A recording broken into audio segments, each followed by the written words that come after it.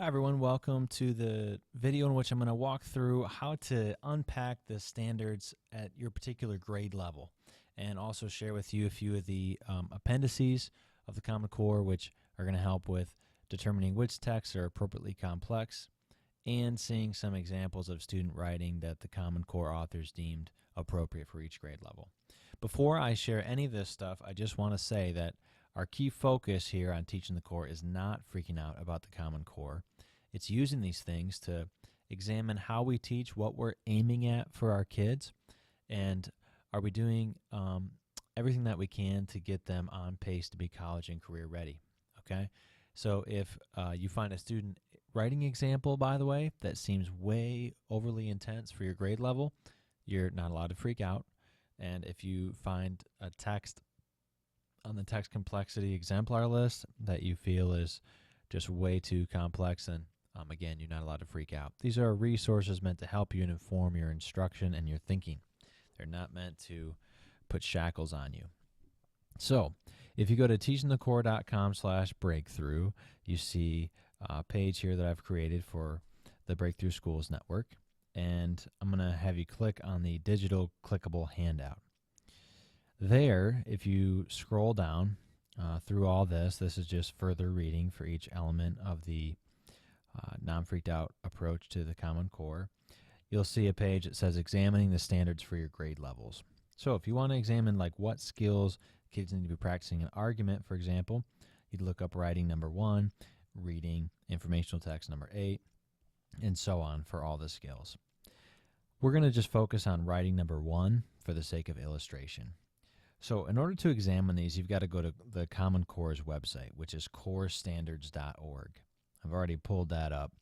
Corestandards.org is the place where you can find both the ELA literacy standards and the math standards. So if I go to English Language Arts Standards underneath Read the Standards, I find this page. Now let's pretend that I'm a 3rd grade teacher, just for fun, and I'm looking for, again, writing number 1.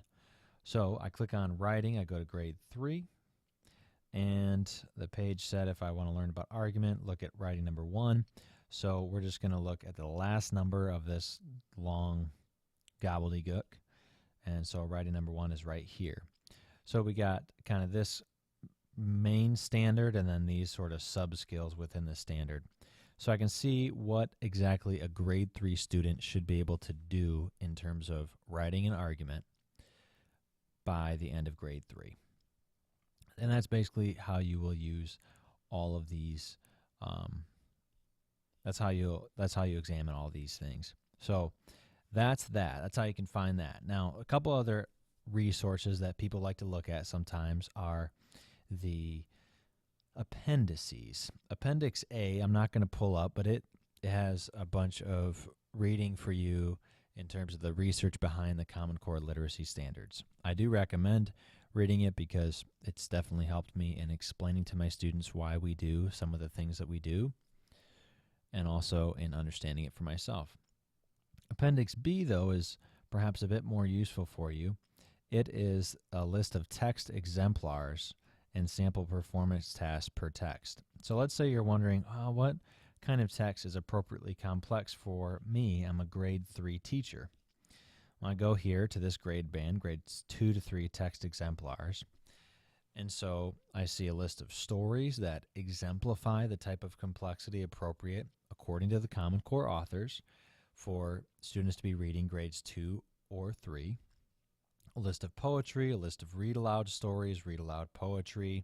There are some sample performance tasks that students can do in response to these texts. Then you've also got, for the science and social studies teachers and English language arts teachers, informational texts, read aloud informational texts, and some sample performance tasks for those. You'll find that for all the grade bands in the Common Core.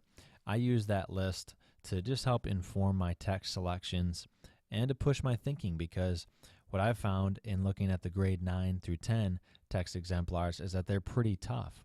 For example, Chinua Achebe's Things Fall Apart was on that list, and that was a text that I read in high school in advanced placement literature class. But I said, why not? We're going to try it. And it's one of my favorite books to read with students to freshman students in world history class. So the list is there for your perusal. And finally, if you go back here, Appendix C has student samples of writing. So let's say, again, I'm a grade 3 teacher, just searching grade 3.